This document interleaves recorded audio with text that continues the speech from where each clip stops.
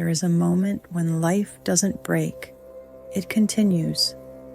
And that is exactly what starts to feel terrifying. You wake up, you complete tasks, you answer messages, you function. But something inside you watches everything in silence, as if it were standing outside of you. The question doesn't arrive as despair.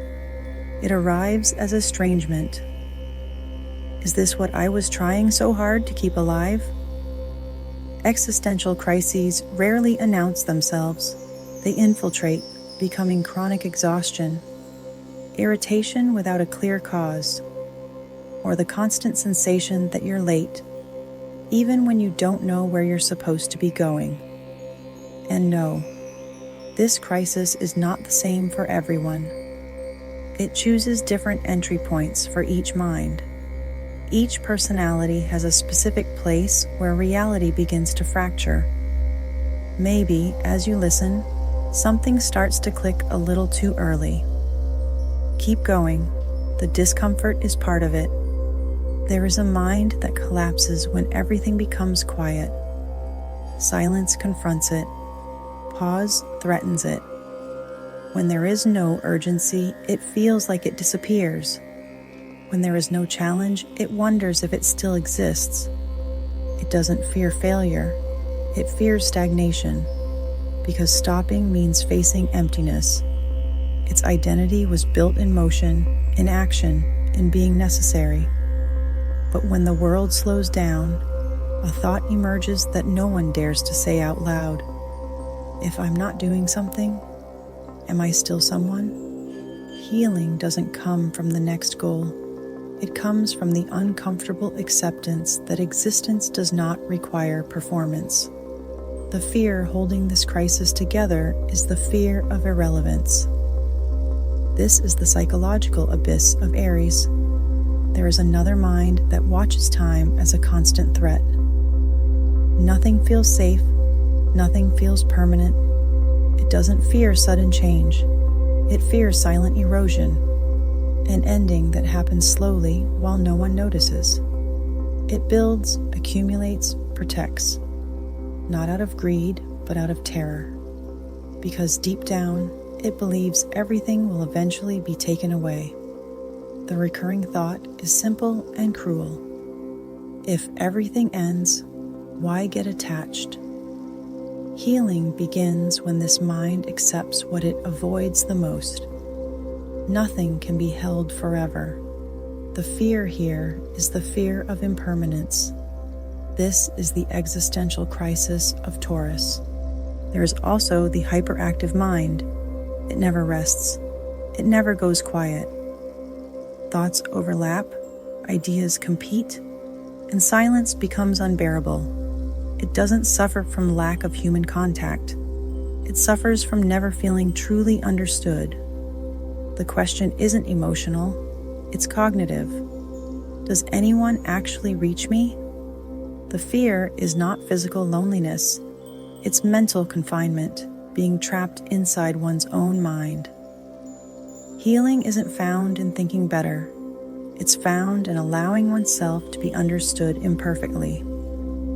This is the psychological conflict of Gemini. There are also those who feel too much. Not because they want to, but because they can't turn it off. Memories don't fade. Emotions don't evaporate. Everything stays alive for too long. The world tells them to toughen up, but this soul doesn't know how. The central fear is simple and devastating. If I expose myself, I will be destroyed. So it closes off, protects itself, hides. But isolation only deepens the wound. Healing begins when it accepts that sensitivity is not weakness. It is heightened perception. The fear defining this crisis is the fear of emotional vulnerability. This is the existential wound of Cancer. There are those who need to be seen in order to feel real. Without a witness, existence feels incomplete. This isn't about ego, it's about basic validation of being. When the gaze of others disappears, a silent panic emerges. If no one notices me, do I still exist? They perform, they inspire, they shine, but they fear being forgotten more than they fear failing. Healing begins when they learn to exist without mirrors. The fear here is the fear of invisibility. This is the crisis of Leo. There is a mind that never allows itself to rest, always correcting, always adjusting. It believes that if it relaxes, something will go wrong. That worth is something that must be earned daily. The recurring thought is cruel. When I am finally enough, then I can stop. But enough never arrives. Healing happens when this mind understands that perfection is a prison. The central fear is the fear of imperfection. This is the psychological conflict of Virgo. There are those who lose themselves trying to maintain peace, yielding, adjusting, softening. Little by little, identity dissolves. The question appears too late. At what point did I stop being myself? Healing begins when this soul accepts the risk of conflict. The fear sustaining this crisis is the fear of losing oneself. This is the dilemma of Libra. There is a mind that lives in intensity, all or nothing. It fears loss of control more than pain, because losing control means disappearing. The question is always the same. If I let go, who remains? Healing doesn't come from absolute control. It comes from conscious surrender. The fear here is the fear of surrender. This is the crisis of Scorpio. There are those who live looking toward the distance. The present is never enough. The here feels small, limited, insufficient. The fear is not boredom, it is imprisonment. Healing begins when this mind understands that freedom without roots becomes escape. The central fear is the fear of limitation. This is the crisis of Sagittarius. There is the silent builder, the one who turns time into results. He climbs, achieves, delivers. But at the top, a question emerges that no one teaches you how to answer. What if none of this means anything? Healing begins when success stops being identity. The fear here is the fear of meaningless success. This is the crisis of Capricorn. There is the isolated visionary. He sees early, thinks differently, feels displaced. The world does not yet speak his language. The fear is simple. What if I never belong? Healing begins when he accepts being strange before being accepted. The central fear is the fear of alienation. This is the crisis of Aquarius. And finally, there are those who lose themselves in others. They confuse empathy with disappearance. When no one needs them, they don't know who they are. Healing begins with boundaries. The final fear is the fear of losing identity. This is the existential crisis of Pisces. If something here cut through you, it wasn't coincidence. Sometimes facing the fear is the first real act of consciousness. At some point, a pattern becomes impossible to ignore. Different fears, different minds, different ways of breaking, and yet, the same question underneath all of them. What we call an existential crisis is rarely about life itself. It's about identity, about the quiet realization that the version of us we've been protecting might no longer fit. Most people don't collapse because something goes wrong. They collapse because nothing changes, and they can no longer pretend that this is enough. What you heard here wasn't astrology in the superficial sense. It was a map of psychological defenses. 12 different ways the human mind tries to survive uncertainty.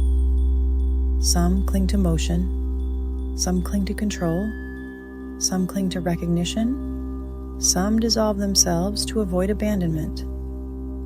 And none of these strategies are wrong. They are adaptations, but every adaptation has a cost. Eventually, the strategy that once protected you becomes the thing that suffocates you. That's when the discomfort starts. The numbness, the restlessness, the feeling that something inside you is asking to be acknowledged. Not fixed, not silenced, not optimized, just seen.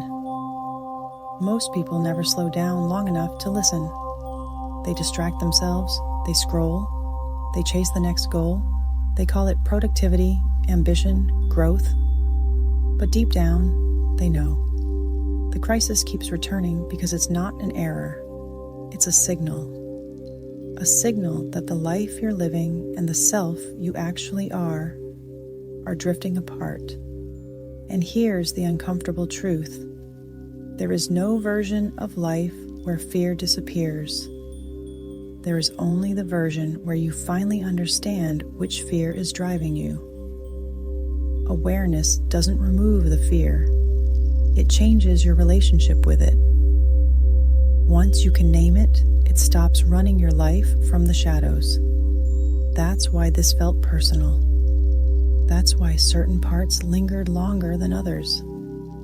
That's why one section may have stayed with you more than the rest. That was the part of you asking to be integrated, not corrected. If this video made you pause, if it put language to something you felt but never fully articulated, then this space might be for you, not as entertainment, but as reflection. If you want more explorations like this, psychological, existential, quiet, uncomfortable, you can support this work in a simple way. Leave a like, not as approval, but as acknowledgement. Subscribe, not out of habit, but intention. Because this channel isn't about answers, it's about better questions. And sometimes asking the right question is the first moment you stop living on autopilot. We'll continue from here.